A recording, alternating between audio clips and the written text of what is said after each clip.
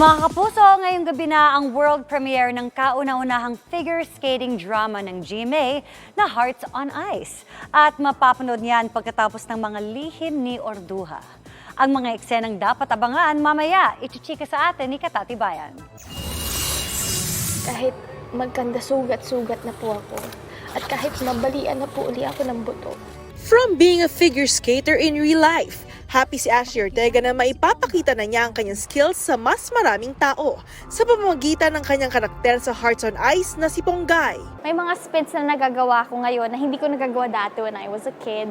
May mga jumps rin akong nalaland ngayon na hindi ko nalaland when I was a kid. So, actually medyo naging proud din ako sa sarili ko. Tiyak kaaliwa namang kapuso ang magical moments ni Ashley on Ice, pati ang skating routines ng professional athletes at co-stars sa Hearts on Ice.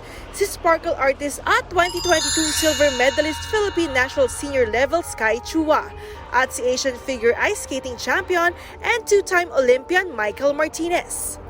Simula ngayong gabi, matutunghayan namang kapuso kung paano ba nagsimulang mahumaling si Ponggay sa ice skating. Huwag mo ko ikukumpara sa tatay ko, kaya I'm nothing like him. At ang hugot ng karakter ni Sian bilang anak ng mall owner na si Enzo. Lahat ng characters dito, they're going through something meaty at meron silang maipapakitang kakaiba.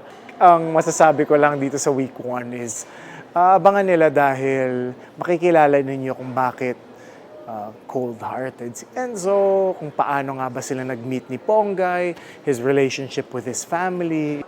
Kapansin-pansin din na very lean ang figure ni na Ashley at ni Sian. Disiplinado raw sila sa trainings at mindful daw si Ashley sa diet bilang figure skater. If you're too heavy, it's harder for you to jump. I lessen my carbs, pero syempre I don't want to deprive myself.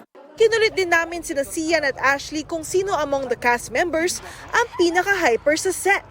Si Shuvi. Shuvi is the most, hindi siya naubusan ng energy.